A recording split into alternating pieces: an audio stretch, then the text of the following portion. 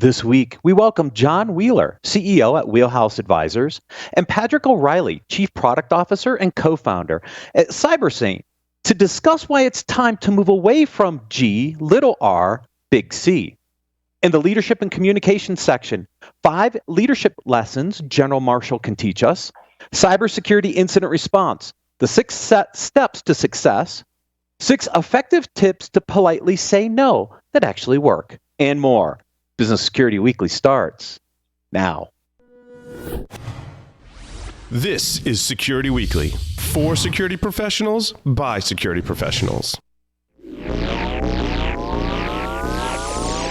Broadcasting live from G-Unit Studios in Rhode Island, it's the show where we explore the business of security to improve the security of business. Your trusted source for actionable insights on leadership, communication, and innovation. Get ready for Business Security Weekly. Let's face it, cyber attackers have the advantage. Extra Hop is on a mission to help you take it back. Regain the upper hand with security that can't be undermined, outsmarted, or compromised. When you don't have to choose between protecting your business and moving it forward, that's security uncompromised. See how it works in the full product demo, free online at securityweekly.com/extra hop. Every 11 seconds, there's a new ransomware attack. Oil pipelines, universities, corporations, all paying millions of dollars. Barracuda says, don't pay the ransom. Before a ransomware attack occurs, train your teams to recognize an attack and use anti-phishing technology. Protect your applications, and they can't get onto your network. Simple backup and restore solutions quickly recover your data without paying the ransom. Build your ransomware protection plan now by visiting securityweekly.com/Barracuda. That's securityweekly.com/Barracuda. Account takeovers, malicious campaigns, impersonation, and data breaches are on the rise, driven by the pandemic and security challenges of a remote workforce. The number one most common attack vector in breaches is compromised credentials. Constella Intelligence protects your key employees from digital risk by continuously monitoring the deep, dark, and surface web for exposed credentials, detecting threats that others miss with real-time alerts to protect you and your company from a targeted attack. Try it free at securityweekly.com/Constella. Welcome to Business Security Weekly. This is episode number 250, recorded February 14th, 2022. Happy Valentine's Day. I am your host, Matt Alderman, here in Colorado. Joining me remotely are my co-hosts. First, Mr. Jason Albuquerque. Hey there, Matt. Sad day. Football season's over. What a game, though. So, what a great good way to end the season. Great way to end the season. You know, I'm a big Joe Burrow fan now coming out of this, even though they didn't win the Super Bowl, but that kid's got quite a future ahead of him. Yes, he does. Also joining remotely, Mr. Ben Carr. Welcome, Ben.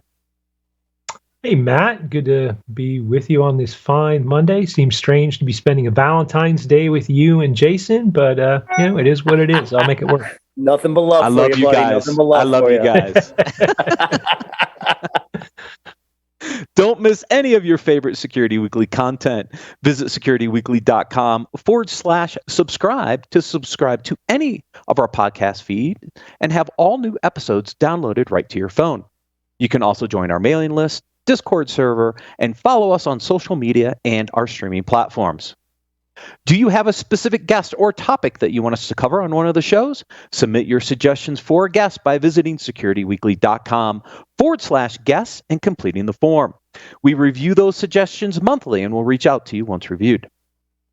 This segment is sponsored by Cybersaint. To learn more, please visit securityweekly.com/Cybersaint. John Wheeler is the founder and CEO of Wheelhouse Advisors, a global risk management strategy and technology advisory firm. John has over 30 years of experience as a recognized expert, frequent speaker, and author on the effective use of risk management practices and technology in large and mid-sized businesses. Prior to founding Wheelhouse Advisors, John was Senior Director Analyst for Risk Management Technology Solutions and Services at Gartner, a leading research and advisory organization. John spent over 10 years at Gartner advising thousands of CISO and CIO buyers, CEOs, boards of directors, as well as technology, product, and service companies within the $9 billion integrated risk management market. Padraic O'Reilly is no stranger to Business Security Weekly. As Chief Product Officer and co-founder at Cybersaint, he leads product innovation and development, His experience as a Harvard-trained economist, IT risk and compliance consultant, and his rapid exposure to cybersecurity led him to seek out CISOs, CIOs, and boards of directors at global organizations to pursue the answer to the question, how can cyber be managed, measured, and understood like any other business function? John and Padraic, welcome to Business Security Weekly. Thanks, Matt. Good to be here. All right, so I'm going to start this because, John, I have a long history in GRC. I've briefed you multiple times when I was at RSA and Tenable. And I made a proposition. I had a strategic discussion when I was at Tenable. And here's how I laid out the market. And this is now almost 8 years ago, 8 years ago. And I'm close to how close was I? I made the case that security doesn't have a system of record. Right? If you look at the financials, they have their finance system of record, the CRM for sales, marketing has their marketing automation systems, et cetera. But we really didn't have a true system of record for security and risk. And the GRCs tried to play that role. But I made the case that the GRCs couldn't scale to solve the problem, and that the individual security company couldn't unify all the data needed to do it, and that there had to be something that could unify the data, but at a scale not seen to date. Was I close? You were very close, I would say. Going back 8 years, I mean, that's a while back, but it's really evolved much further away from where you were seeing things back then. I would say that what you said at the very beginning of the show in terms of GRC having a little R, it was so true then and still true now. The fact is that GRC always led with compliance.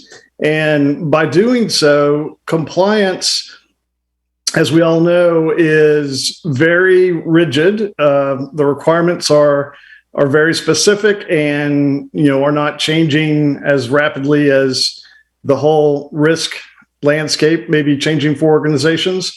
And at the same time, vendors really were focused in the GRC world on meeting those individual compliance mandates, the ones that were driving the most revenue for them because they were new to the market. But over time, those solutions became highly fragmented because they didn't have a good way to tie all those compliance requirements and regulatory mandates together. And so what you ended up with was what I always like to describe as the junk drawer in my kitchen, just a junk drawer full of GRC tools that, over time you didn't know what one did, what the other was doing.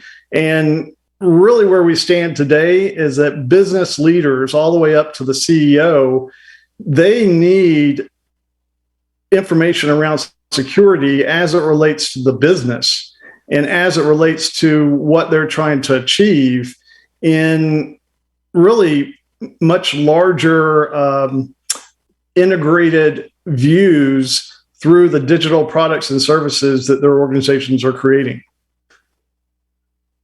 And that's where the challenge still exists, right? It's that visibility. Right.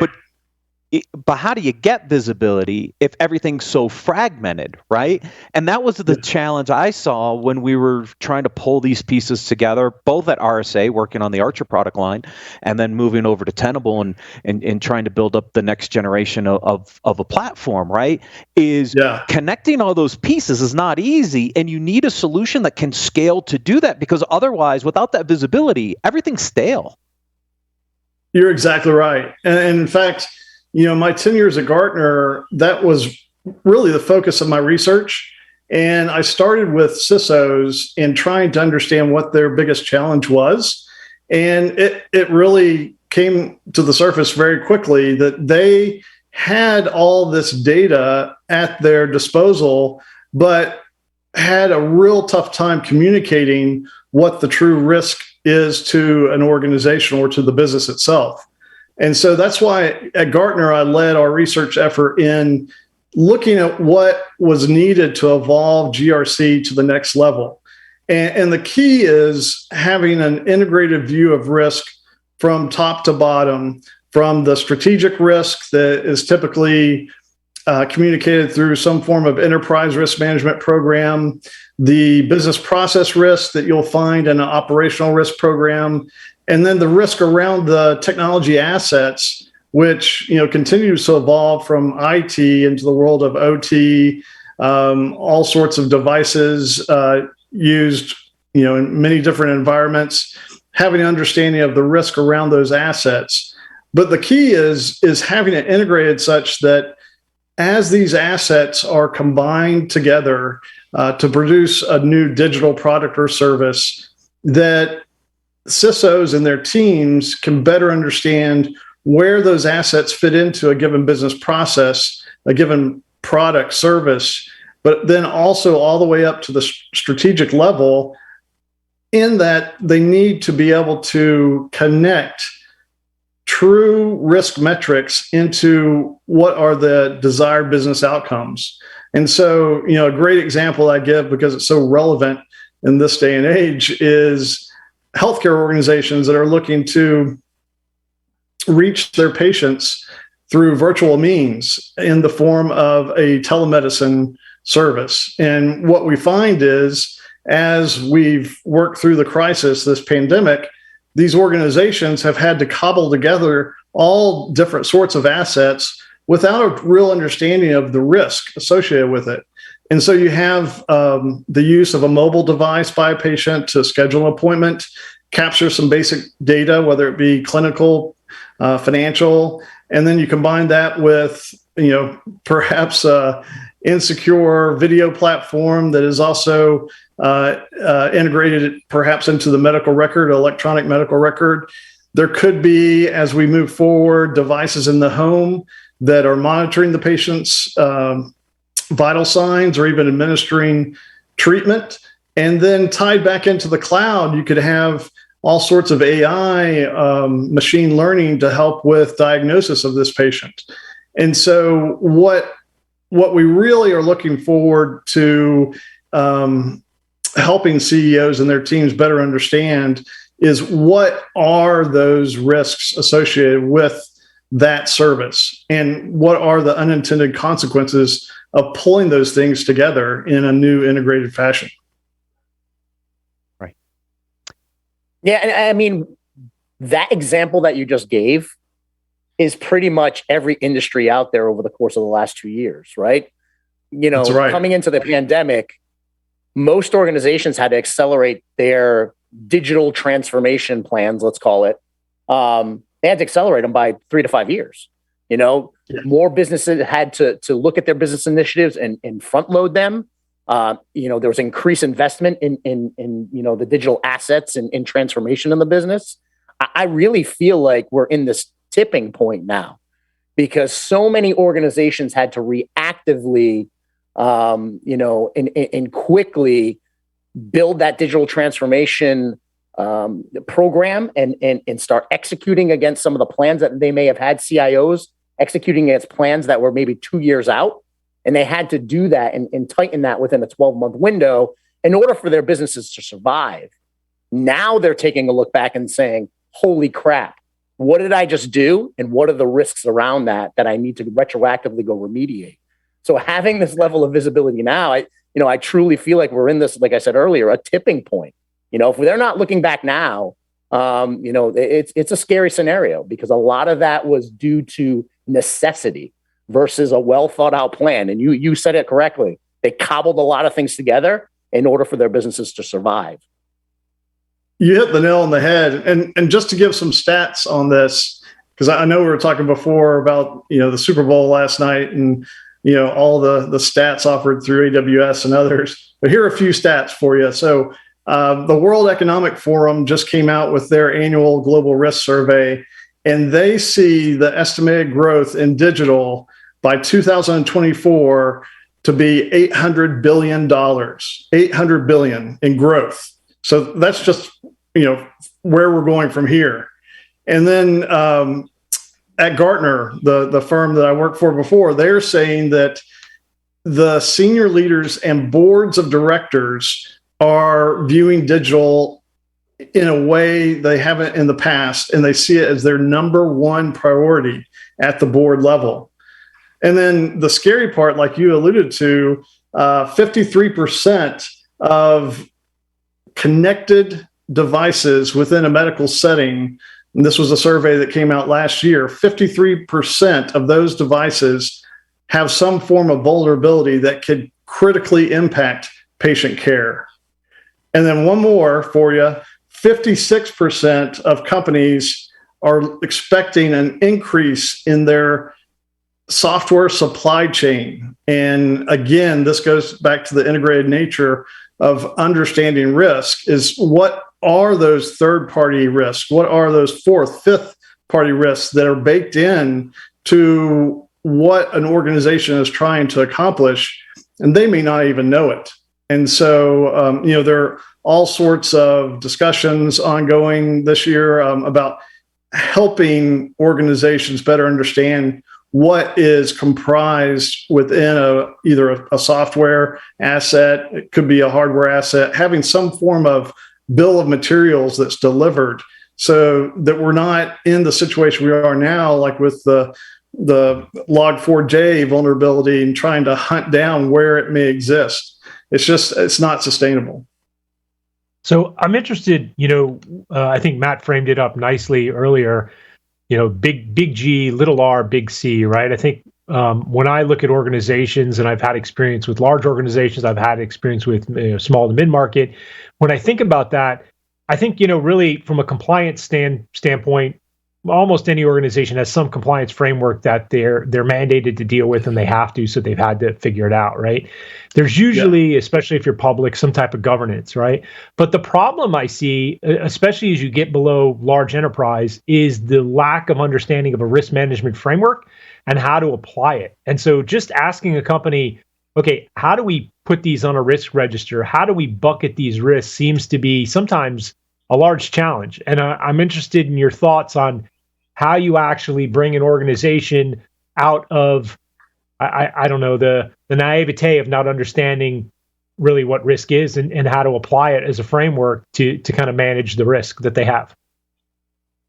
Yeah, it's a great question. Really good point, because as you rightly said, at the large enterprise level, a risk framework is probably easier incorporated into the business because they've been living it for a while. But when you get into those mid-size organizations, it's hard for them, if they're being asked to conform to a specific framework, to try to level set as to, what are their risks at this mid-level that in comparison to a framework that may have been built for a very large organization. So the key, I think, is to keep things simple. And, I advise clients all the time that when they're looking to put together a risk framework, that they don't necessarily have to go with one. They need to pull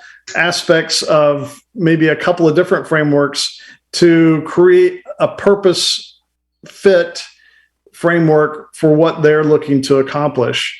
At the same time, what I will say is that there are organizations that I think have started to get it, and that they are putting together frameworks that are much more practical and not as, what I'd like to say, academic as some of the others. And the one that we are all very familiar with is the Nist cybersecurity framework. I think they've done an excellent job at making it very practical, but at the same time, robust for organizations of all sizes. But then once you get a framework in place, there are two other key elements that need to be right alongside, and really to make that framework take off and be embraced by an organization, you have to adopt some key metrics that are related to the business itself and track those over time and build them into performance metrics such that people will start to own the risk. And then finally, you've got to have the right technology in place to make it very intuitive, easy to understand, but also integrated into a person's job. They don't want to have, another bolt-on or another host of compliance requirements that are just slowing them down. You've got to weave it in to how they're doing their job. And, so the right technology is just so important. So John, do you feel there needs to be a mind shift as well? I mean, from my perspective, I always looked at governance and compliance, the big G, the big C, as kind of that check in the box mentality, right? You have those very rigid frameworks that you have to follow. It's check in the box. Whereas risk management, within my organizations, I've always considered that infinite game. It's something that you're keeping your eye on all the time. And it's that journey, right? It's not the sprint, it's the marathon. And you're just continuously improving and continuously managing it. And I almost try to, with my teams, try to separate that and having that infinite game of risk management that's just continuously improving. I think there needs to be a shift away from that compliance mindset. I'd love to hear your thoughts on it. Yeah, most definitely. I think the tough thing about having a compliance-driven program is the fact that compliance by its very nature is backward-looking as opposed to forward-looking, and anticipatory. You're always looking into the past with compliance because the regulations are dated as soon as they're published. Plus, it's really, supremely focused on incidents of non-compliance that may need to be remediated in some way. So you're always looking backwards.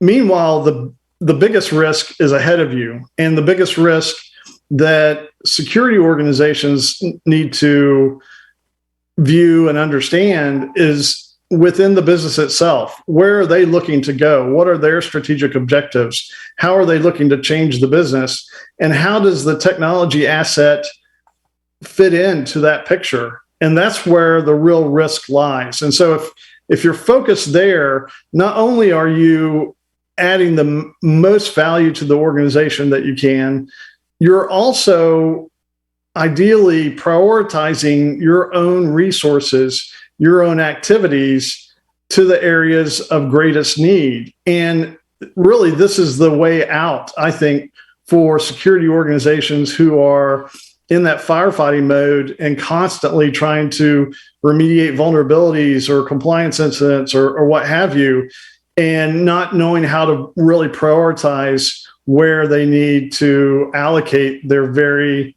finite resources. Yeah. And that's a great point. I mean, focusing on the lead measures, right? That risk management, instead of the lag measures going back in time. Ultimately, if you're doing it right, compliance becomes a byproduct of that because now you're being proactive about it. You're exactly right. I couldn't have said it better myself. And so my question, John, is the traditional vendors that played in the GRC space, can they make the shift to IRM, or do you have to rethink the entire technology platform you're using? Because if C has been the lag kind of tool and indicator, can they make the shift, or do you have to rethink your entire strategy around your platform focused on risk first with compliance being an outcome? Yeah, it's a really tough challenge for those legacy GRC vendors. And it has to do with the fact that the strategy is completely different, not only in terms of what they're helping organizations achieve in making sure that the compliance mandates are checked off, but also in how they've architected their solutions. Most of them, because they wanted to dominate certain areas of the market, have built very proprietary solutions, very closed systems that don't allow for great integration across boundaries within a given client's organization, or even extending beyond into the world of third parties, the world of strategic partners, the world of using data from other security solutions to come up with a composite picture of where the true risk lies. And so for most of them, they're having to either start from scratch and build a whole new platform, or maybe look to other vendors through acquisition and then build off those solution platforms that they may acquire. But the old legacy GRC solutions, it's just not a sustainable business model for the vendors, nor is it a sustainable risk and compliance model for their customers. Guilty as charged. So, yeah, Padraic, I mean, this is where the differentiation is, I think, with what you guys have built at Cybersaint, right? You didn't come at it from a big C mentality. So, right. What makes Cybersaint so unique in solving the risk management challenges, which is what integrated risk management's all about? Yeah. I mean, I think we just came in at the right time. You were having those conversations 8 years ago, and if we tried to maybe solve it 8 years ago, we might have veered off into the big G and the big C as well. We just came in at a time when we were doing some compliance to start with, but the conversation was being pushed pretty hard toward risk as well. So the necessity to begin viewing all your security activities through the lens of risk and use that as the approach, that became quite clear to us, I think, year 1 or 2 into our existence. So we began to look at those data sources and that system of record problem, and that's when we began to approach it more flexibly. So now we really present the enterprise the ability to sort of look at their old practices through the register, but also get that data in easier without sort of the silo problems. And, with companies that are maybe a little less mature, they have a way to come in and begin understanding risk and business process and strategic risk and view that in light of maybe some of the requirements they have. And what you guys said that was absolutely fascinating to me, that was just a spin on it I'd never heard before, was this idea of if compliance and check the box and requirements come underneath risk, they're sort of transformed into more proactive things. And that's the cost benefit analysis that I think risk brings to things. It's a new way to look at all the requirements and regulations you might have to operationalize. And companies do it voluntarily too. But to do it in a risk-based approach is the most powerful way. So, I mean, it was just fascinating to hear you all talk about that, because we in some ways sort of, there was a little bit of fortuitous timing when we walked into the market, and we've built as we've heard. And I think this is just a giant ship turning, really, at this time. So that's my take on it. Yeah, and John touched on it a little bit, because in the early days, the architecture was, okay, assets on one side of the house, controls on the other side of the house. Then I needed my risk register, which was another piece of the software. And then how did you connect them? So you had these proprietary linkage systems out there that just would blow your mind from an overall how you architected them and how you scaled them, because I lived it. So I know the challenges. But if you think about those as integrated components early on, you don't run into some of the architectural challenges I think that most of the GRCs have, which is why it's so hard for them to shift into this kind of process. Yeah, exactly. I mean, for us, they have been integrated from the start, because we've built in additional layers as we've gone, so assets came along a little later. So we had requirements and sort of workflow around requirements first, then assets come in a little bit later, and now we can push data across everything together because it's all essentially linked. So it wasn't like some big, balkanized system that you had to always be rewiring, and you can also start small, inside us. We're more nimble. Which helps. You can start with some critical risks to look at. There might be a limited set. Like what John said is, I think, the problem set that everyone is looking at right now. How do you address the strategic or operational risk of something you've just done? It might have a limited set of solutions. It might have a limited set of cloud implementations, a limited set of controls. but you want to get an understanding across that implementation, and we have the ability to do that. We can be flexible, and we can be, accretive or additive as we go. And I think that's the approach, because you have to look at the top things that are troublesome or irksome. I mean, cyber's like that anyway. You have to be able to look at it, ransomware. You have to analyze ransomware. Ransomware, as it might impact critical business processes, it may only be a limited set of assets it looks at. So, to be able to do this in an additive way is also very helpful. Absolutely.